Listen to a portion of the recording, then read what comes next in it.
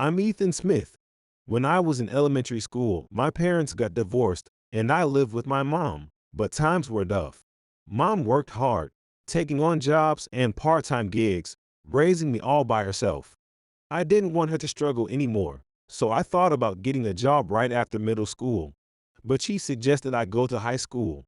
She said we'd be okay money-wise, but I didn't want to put her through any more hardship. I wasn't great at studying, and I wanted to earn money to repay her kindness, so she reluctantly agreed. Nowadays, there aren't many jobs available for those without a high school diploma. But after searching, I finally found one. It's a part-time gig at a clothing distribution center close to home. Starting off full-time was out of the question, but they said there's potential to get hired full-time in the future, so it felt like a job worth giving my all. On my first day of work, I introduced myself in front of everyone. Looking around, I noticed everyone was pretty big and buff. I mean, it's a physically demanding job, so I kinda expected it, but some of the senior guys looked intimidating. However, they were all super nice and affectionately called me Ethan. The job involves picking products from the warehouse based on customer orders. Then, you pack those items into boxes and load them onto trucks designated for each destination. At the same time, we store clothing delivered from the factory in designated areas within the warehouse, sorting them by category. The warehouse is huge, about the size of a public gymnasium. However, there's no heating or air conditioning in this warehouse. The summer heat and winter cold are pretty tough. Physically, it was a demanding environment, but it was a good place to work. Clothes themselves are light, but when you gather a bunch, they get surprisingly heavy. An average adult can carry about 3 boxes at once. Fresh out of middle school, I could only handle 1 medium box or 3 small ones. Simply put, my strength was about a third of an adult's. So I came up with a plan. If I couldn't match their strength, I'd make up for it in speed and frequency. I thought it was a good idea and gave it a shot right away. I ran, but it was really tiring. I couldn't keep it up all day, but I gradually increased the time I spent running. Seeing my effort, the senior employees chipped in and got me a gift. It was a hand cart.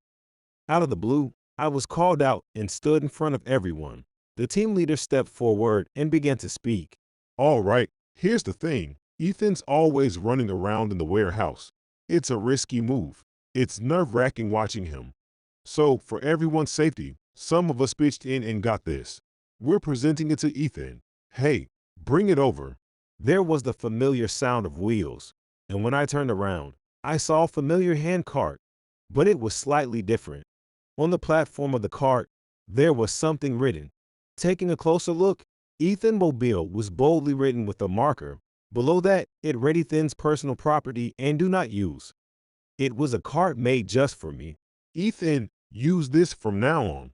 This is yours exclusively. Thank you so much. I'll take good care of it.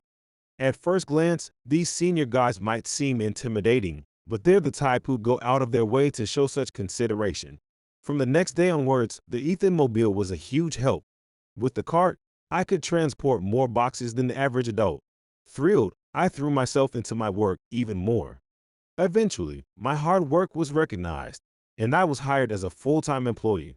Though I became a full-time staff, my workplace was still the warehouse. However, my new role was inventory management. I would check order forms and give instructions to the team. And then I'd consolidate the day's inventory changes in a ledger and enter them into a computer. While continuing with this work, to my surprise, I was promoted to the chief of the warehouse management section. I was taken aback, but when I'm on the floor, no one calls me chief. They still call me Ethan as usual. Even my subordinates have taken to calling me Boss Ethan. Though I had been living such days, things recently started to feel a bit off. There was a personnel change at the head office, and the vibe changed. Miss Harris became the head of my department, production management. I can't say her age. She's known as a sharp-witted woman with a lot of buzz around her. She was the deputy head of the sales strategy department, but with this transfer, she became the department head. I was present at her inauguration speech at the main office. She had a kind of scientific, bewitching beauty with rimless glasses. At first glance, she seems to have a stern personality. Later on, as a part of her on-site training, she came to the warehouse for greetings. When she came to the warehouse, I wasn't at my seat but inside the warehouse. So a female employee who just joined this year had to attend to Miss Harris. Poor thing, she became the first casualty. I'm Harris, the head of the production management department at the head office. I'm here today for both an inaugural greeting and an on-site inspection. May I know who's in charge here? Oh, yes. The person in charge here is Ethan, the chief of the warehouse management section. Ethan, from my records, it was Chief Smith. Did Chief Smith get transferred? One of the senior employees whispered into the newbie's ear to clarify. My apologies. The chief of the warehouse management section is Ethan Smith. Chief Smith is currently inside the warehouse. We'll call him right away. Please wait in the reception room. Understood. Can you show me to the reception room? Oh, yes, right this way. Please follow me. And one more thing. Oh, yes, what might that be? There's no need for formal language with coworkers in the company. It's basic business manners. You seem to be a newcomer. Didn't they teach you this during your training? Yes. I must have overlooked that. I apologize. Make sure to remember it from now on. The new recruit led her to the reception room and used the intercom to call for me. I later heard that she broke down crying after that encounter.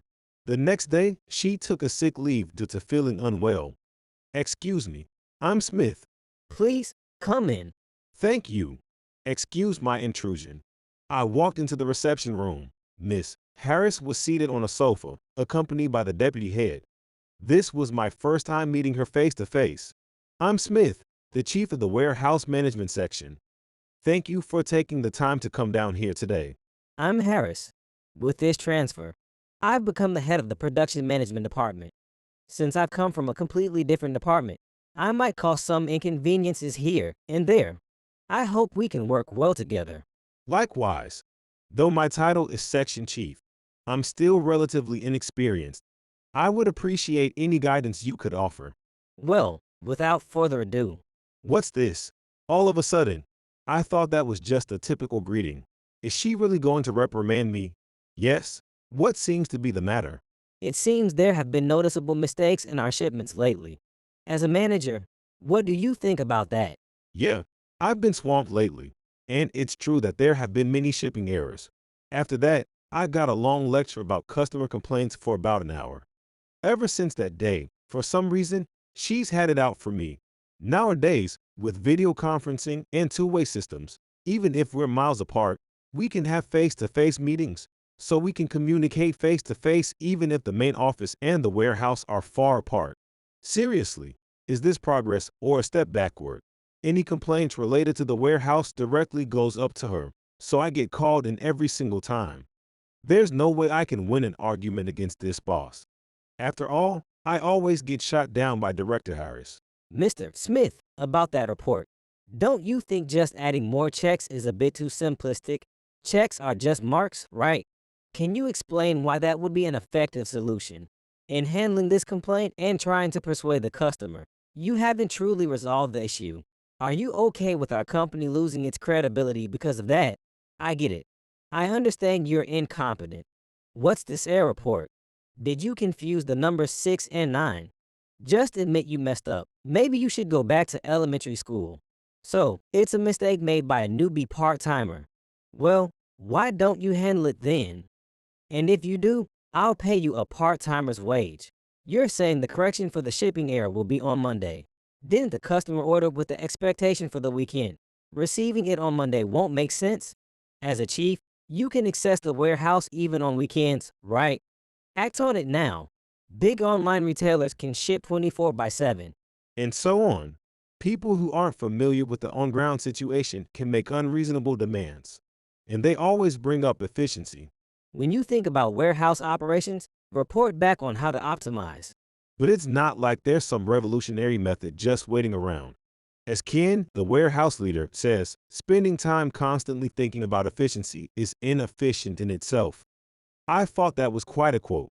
I've always tried to faithfully uphold what I've experienced here and what I've been taught by my seniors. But the director says there's a need to change that. I was really racking my brain. And another matter surfaced that made it all the more troubling. It was about Mr. Brown, who was hired mid-career to oversee the warehouse. Mr. Brown is significantly older than me, but he's very humble and polite. He wears thick black rimmed glasses and looks like a gentleman from a generation ago. According to Ken, he seems like a real good-natured old fella. Indeed, he was born in the 1980s. He had previous experience in shipping, so he learns quickly and is reliable. However, he's a bit frail and often falls ill, which has led to him changing jobs multiple times. But he connected with the team instantly, and he's great at communicating. Yet, for some reason, Director Harris is even harder on Mr. Brown than he is on me. Mr. Brown doesn't make mistakes at work that would warrant scolding, but the director finds out ways to get at him. Excuse me, how old are you? 37. Born in 1985. And you're joining us mid-career at that age. Must have been a tough life for you. You seem frail. Are you sure you can handle this job? It looks like you only work half as much as the average person. You're practically stealing your paycheck. Why are you even here in this company? Her attitude was blatant workplace bullying, and even though I wasn't the direct target, it made my blood boil. Mr. Brown is a respected member of my team. Finally reaching my limit, I confronted the director. Director Harris, isn't that incredibly rude? Judging someone based on their age or appearance is about the lowest thing you can do. And for your information, Mr. Brown is doing his job and doing it well. Director Harris seemed taken aback by my sudden confrontation. What did you say? The director's eyes turned menacing. What? You think he's actually competent with his work? Don't spout nonsense. Do you think it's appropriate for a section chief like you to speak to me, the director, in that manner? Just because you're the director doesn't mean you can say whatever you want. If I understood and agreed with your reasons for getting mad, I wouldn't say a thing. But I can't stand by and watch you nitpick at Mr. Brown over reasons that don't make sense. Before we knew it, a crowd had gathered. The surrounding crowd took it lightly, cheering on. Go on, Ethan. Backtown, you old witch. They began to egg us on. Director Harris began to tremble noticeably. You dare talk back to me? You better be prepared for the consequences. I have my pride, and in front of Mr. Brown and everyone else, I couldn't just back down. Prepared? Of course, I am. The surrounding crowd exclaimed with a collective, Whoa. Director Harris gave an annoyed tisk and stormed off. The atmosphere was charged, but internally, I felt like I might have crossed a line. Exactly 2 weeks from that day, I was finally summoned by Director Harris. I tried to remain calm as I approached her desk. She smirked, sliding a piece of paper in front of me. It was a transfer order. It took a while for the approval to come through, but here it is at last. The transfer order you've been anticipating. Ahem, Mr. Ethan Smith, you are hereby appointed as the head of facility management at the Essex County branch. How does that sound? You're prepared, right? Yes, I humbly accept. Also, your transfer is in 3 weeks. Make sure to get everything in order and pause on your duties. We don't have a successor lined up immediately, so if you could prepare some handover documents, that'd be helpful. She then murmured under her breath, just loud enough for me to hear. Serves you right. Yes, it was a short time, but thank you for everything. Well, it's a pity, but do your best over there.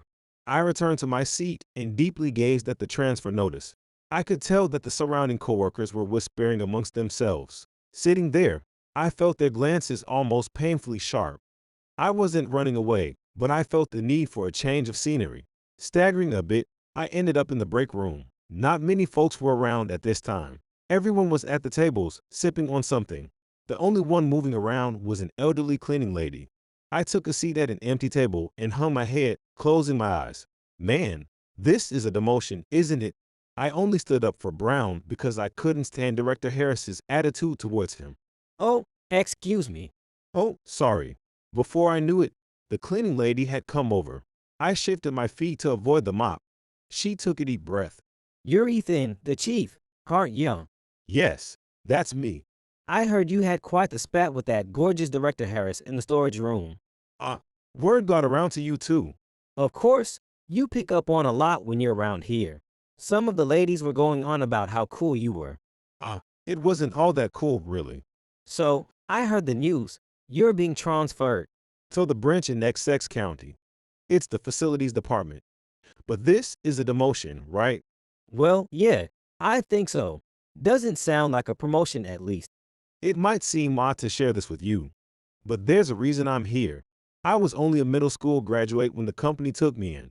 I started in the warehouse, but everyone was kind, and it's a great company.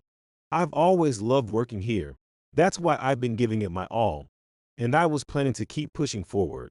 You're quite the rare type for a young person these days, actually loving your company. They took good care of me despite being just a middle school grad. You eating well? Take this fried chicken my wife made. Or when my hands were freezing in the cold warehouse, they'd hand me a warm can of coffee. I see. They probably saw you like a cherished younger brother or son. Talking with the cleaning lady, my heartache seemed to ease a bit. Just then, I heard a familiar voice. Well, aren't you too chummy? Did I interrupt something? But looking closer, it's just the uneducated Dimity and the cleaning lady. What a perfectly matched, scruffy pair you two make. Oh ho ho. The one addressing us was none other than Director Harris, the very reason I ended up in this situation. How did someone like her become a boss? Not only mocking me, but also belittling the cleaning lady. I figured she shouldn't be dragged into my issues, so it might be best if she stepped away. Ma'am, you might want to keep your distance. Bad things seem to happen around someone like me, I whispered to her. But instead of stepping back, she stood in front of me, confronting Director Harris. Excuse me, I can't just let that comment slide. Director Harris seemed taken aback by her sudden defense. This young man is good-hearted. He just told me how much he loves this company. He wants to give his all for the firm, and he shows it not just with words, but with actions. Pushing someone like him into a demotion. Isn't it all just your personal vendetta? What are you even talking about, you old hag? What does it matter to you anyway? You're just a cleaning lady. Shut it. Whether it concerns me or not is irrelevant. This company doesn't need someone who openly disparages others like that. The cleaning lady was glaring at the director with intense fury. You better be prepared, because by tomorrow, your seat won't be here. Using her mop like a cane, she shuffled out of the break room with purpose. Haha, what's gotten into the janitor? Surely the one losing his seat is the uneducated Dimity over there, not me. No doubt about that. The director sighed deeply and said, Seriously, there goes my break time. You're on the clock too, so get back to your desk. Yes, I understand. Watching the director leave, I felt a bit relieved, thanks to the cleaning lady. The next day, as I dragged myself into work and began preparing my handover documents, the phone at the director's desk rang. Yes, this is Harris speaking. Oh, Mr. CEO, good day. Yes, right now. Understood. It seemed to be a call from the CEO. I'll be heading to the CEO's office, she announced, before rushing out with a slightly panicked and pale look on her face. Well, it's none of my business anyway. The director went to the boss's office and didn't come back for a while. What's she up to? This document needs the director's signature. Guess I'll ask the deputy director for a signature instead. Thinking that, I headed to the deputy director's desk, and he was on the phone. Once he's done, I was about to ask for a signature when he said, Mr. Smith, it's not official yet, but I'll tell you verbally first. Your termination notice has been revoked. Please continue your current job.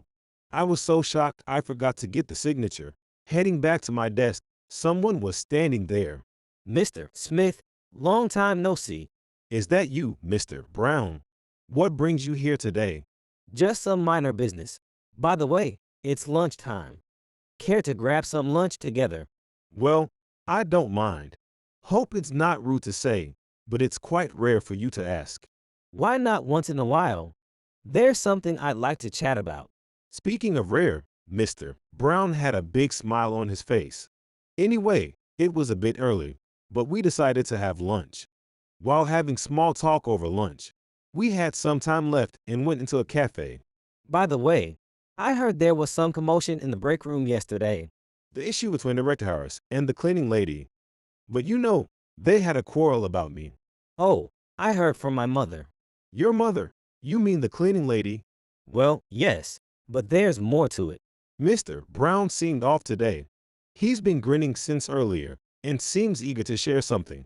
There's more to the story, I asked, sipping my coffee. Yes, the cleaning lady isn't just a cleaning lady. She's actually the wife of our company's chairman. I almost spat out my coffee. So that's why Mr. Brown insisted on the outdoor seating. He had it all planned. Wait, what did you just say? The cleaning lady is my mother and the chairman's wife. So, that means you're the chairman's son. Yup, that's right. Well, you say it so casually, but that's a big deal. Well, I'm just a member of the company's warehouse management department, and I report to you, Mr. Smith. Even if he says so, that's still a shock. My head's been spinning since the revelation. Please take a moment to calm down. Don't ask the impossible. Put yourself in my shoes after hearing such a story. I'm sorry. I guess that's a normal reaction. Mr. Brown had a mischievous smile on his face. By the way, did you hear about the cancellation of your transfer? Yes, the deputy director told me verbally earlier. There's more to it.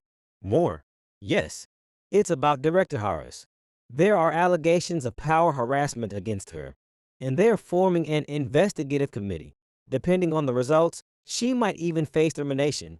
For now, they're considering disciplinary action. I see. So it's like Director Harris is facing her reckoning, huh? That's one way to put it. So, Mr. Smith, you can rest easy. Thanks. But why is it that you, being the chairman's son, are working in warehouse operations in our company? It's just that the expectations and pressures get too heavy for me. No matter where I go, they always follow. I just wanted some relief from it all. I get it. The burdens of privilege, huh? Pretty much.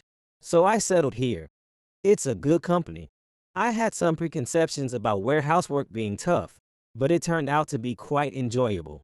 There are great colleagues and some good bosses too. Well, regardless of the bosses, there are definitely some good seniors around. When I started, I felt the same. They might be a bit rough around the edges, but they have a certain warmth to them. So, Mr. Smith, I have a favor to ask. Could you keep my identity a secret? Yes, I understand. Thank you. Then, I'll pick up the tab here. Afterwards, an internal investigation committee was established in the company, and allegations of power harassment against Director Harris were reported and confirmed. As a result, by the chairman's order, she was terminated. Given the tight-knit nature of the industry, word of this spread quickly, and it's likely that no company will hire her now. Meanwhile, Mr. Brown continues to work hard in the warehouse. Lately, he's become a bit more muscular and rugged. He even goes out for drinks with his warehouse colleagues now. The cleaning lady continues with her usual chores. Nowadays, when she spots me, she asks, Aren't you getting married yet? She seems eager to meddle in my affairs. But I dodge the topic by saying, why don't you worry about your son first? Surrounded by great colleagues and working for a good company, I made a promise to myself to keep doing my best.